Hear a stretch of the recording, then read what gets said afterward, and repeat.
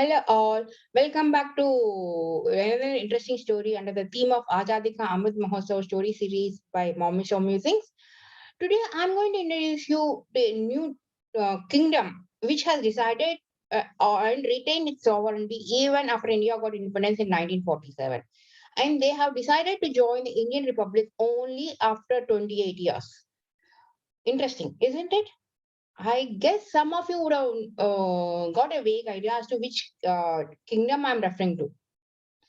For those who didn't get any idea till now, I'm going to take you to the kingdom, royal kingdom, which is referred as Indrakeel in the ancient Hindu scriptures, Vedas, and Indian mythological books.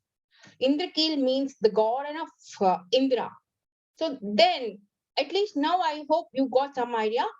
I'm going to take you to Sikkim and let us meet the Sikkim dynasty, Sikkim kings now, who has actually ruled Sikkim till 1975 as a separate kingdom when compared to India.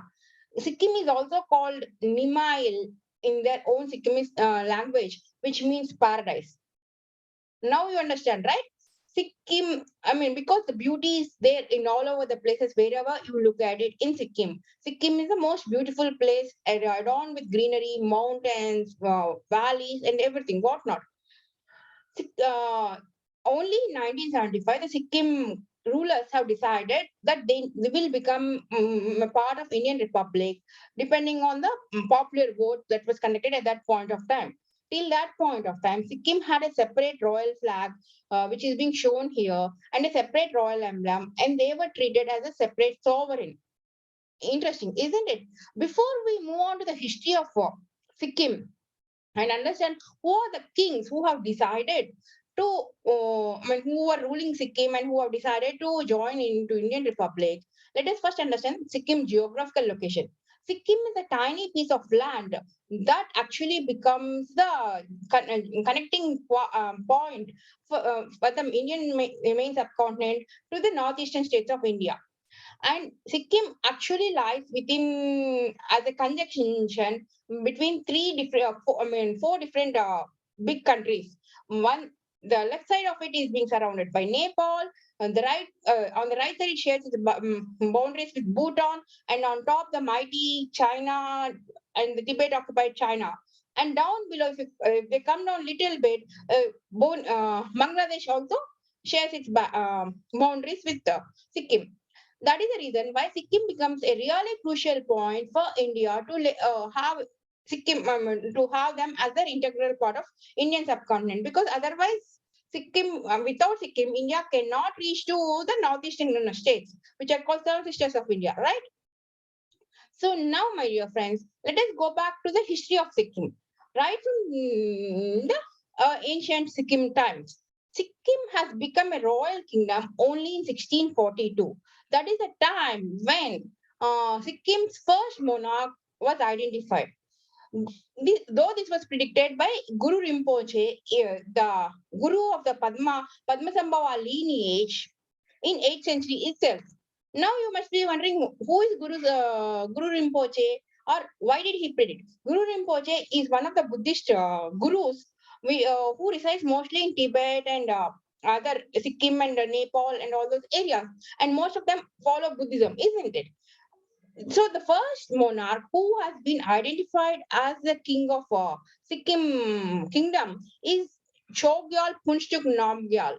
So interesting, isn't it? Chogyal is the name taken up by this person who was chosen as the first monarch of Sikkim, and Chogyal in their language means righteous. The person who rules his kingdom without any judgments, without any partiality, and he rules the kingdom in a very judicious way. Namgyal again means it's virtuous person. The person who again doesn't show any partiality or anything.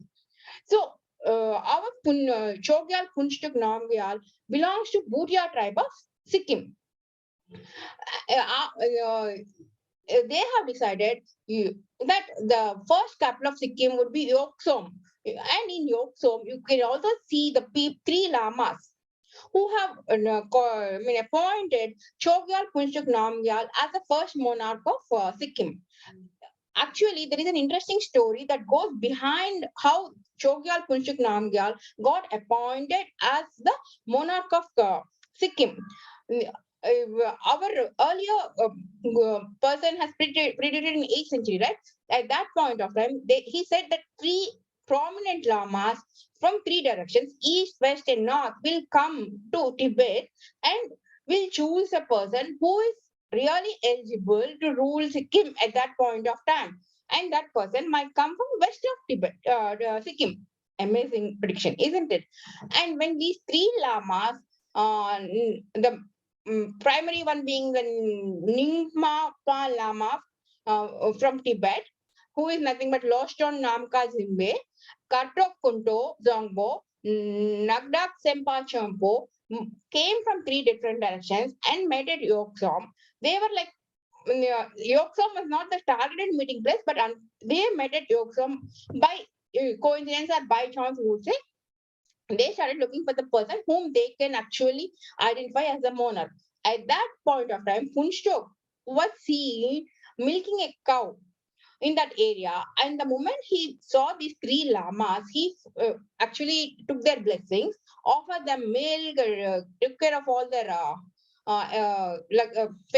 made them comfortable, gave them water, gave them nice seat, everything, it seems. So then, after some time, when these lamas were waiting for that person to come, and they started meditating, in meditation, the main lama, Loshton Namka Zimke, felt that the person who had treated them so well is a person who can rule Sikkim in a very justiciable manner, in a very good manner. So that is how they had chosen the current phone stroke who had offered them milk as the monarch of Sikkim. Even today, if you visit Yoksom in Sikkim, you can see that throne where on where they had coronated Funstuk as the new ruler of Sikkim. The main center photo is of the main Lama, lost on Namka Zimge, and the other two on the right side belong to, left side belong to Koto Kundo Zangbo and Nagdak Sempa Champo. And on the right side is our monarch or the new first king of Sikkim, Chogyal Punshok Namgyal. At that point of time, there are three tribes that are primarily living in Sikkim. And they are uh, they are Bhutia tribes, Lepcha tribe, and then Nepalis. My dear friends, don't mistake that the Nepali tribes here are the original Nepali Gurkhas. No, they are the other ethnic tribes of Nepal from the Nepal area who have migrated to the current Sikkim area in 16th century for their livelihood. And we know that our king was chosen from Bhutia tribe, but still to make all these three tribes live in peace and harmony, these lamas have initiated treaty of unity among all these tribes, which is being still being shown, visible in a place called Krabi Lungsto. The nine rocks here, which are being still seen, belong to all the three tribes. The people who have signed the treaty and their Statue of Unity statues are also being seen in this place called Krabi Lungsto.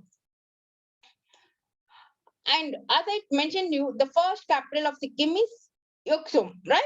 But unfortunately, Sikkim rulers never had an easy life in while ruling Sikkim. They were always being threatened by Bhutan on one side, Nepal on the other side, and they should always run to Tibet kings for their support because uh, ultimately Sikkim people also follow Buddhism, and especially the Buddhism branch, which the Tibetan Lama and the Dalai Lama and his forefathers follow, and that is the reason why they were always having the more affinity towards Tibet. So they were always running for Tibet for their support.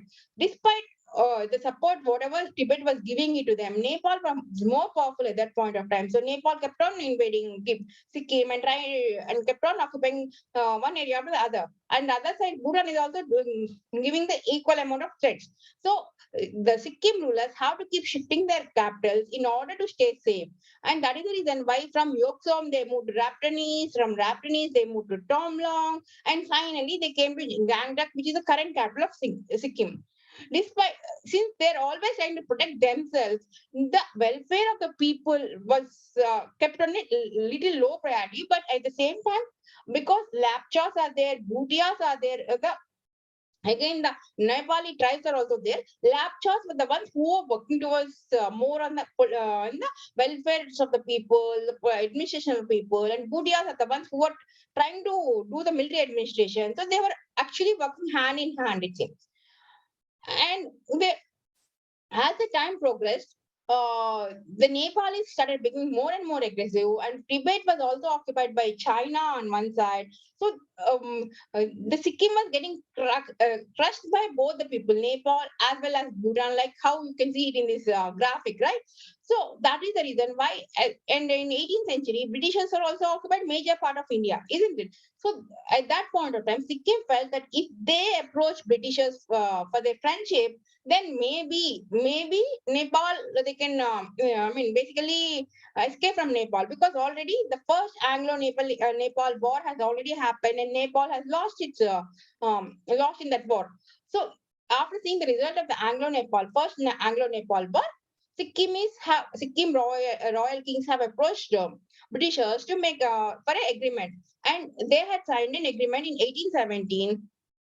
In Because of that agreement, they have given Darjeeling to Britishers for a holiday spa or for building the sanatorium, because Britishers were not able to bear the heat in the Bengal region and they wanted to relax during their holidays and stuff like that. And they wanted Sikkim guys to give Sikkim kings to go, give a small place in Darjeeling Beach wherein they can build their holiday villas. And that is when in 1817 Sikkim became a proctorate of British. Here, the proctorate means their Sikkim kings still retain the sovereignty of their kingdom. They are not the subordinates to Britishers, and they don't have to pay any taxes to Britishers. So Sikkim is still retain its entire sovereignty as such. And then what happened?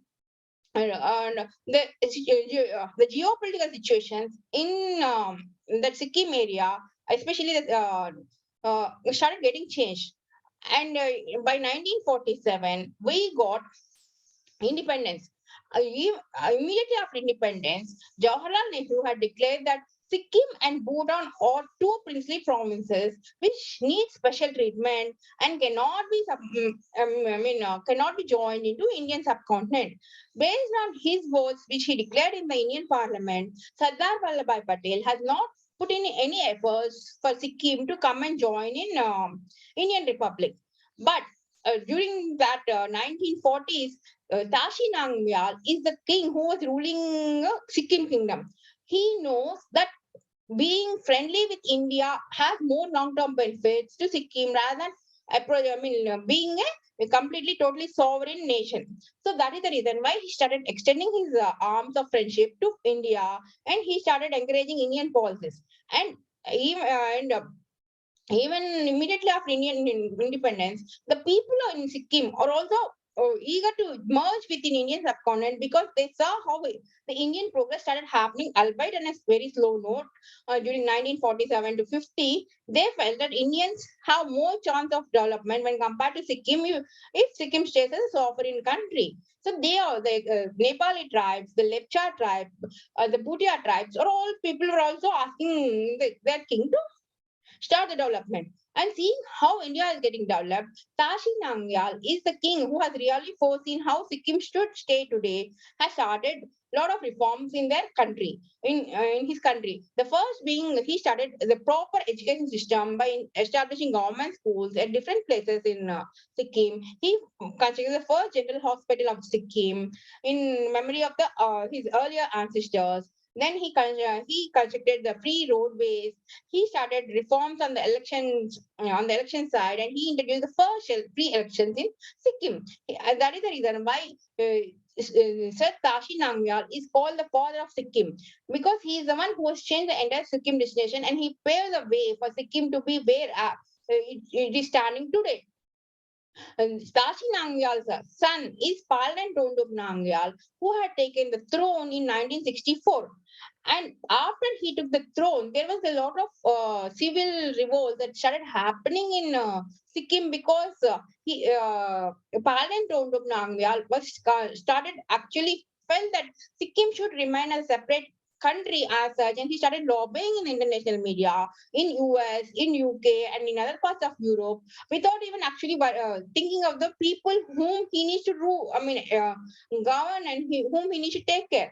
So the people welfare schemes were not happening, but all his energy and time was being spent outside the country, which the people in Sikkim didn't really appreciate. So on his 50th birthday, they revolted, saying like they need to join. Sikkim has to join with Indian subcontinent, and based on the popular poll, under the able governance of Ajit Doval, our good military strategist, Sikkim has joined the statehood of India in 1975. That's all the story for today, my dear friends. I hope you enjoyed how one new big country which retained its sovereignty even after post India independence has joined with India because they saw that joining with India is more beneficial for them in the long run. And honestly, I heard about Chogyal Kingdom only today when I'm doing the research for this video. I hope the same is the case with you. Anyways, do pass on your comments. Let us meet tomorrow for the next interesting episode. Bye bye till then.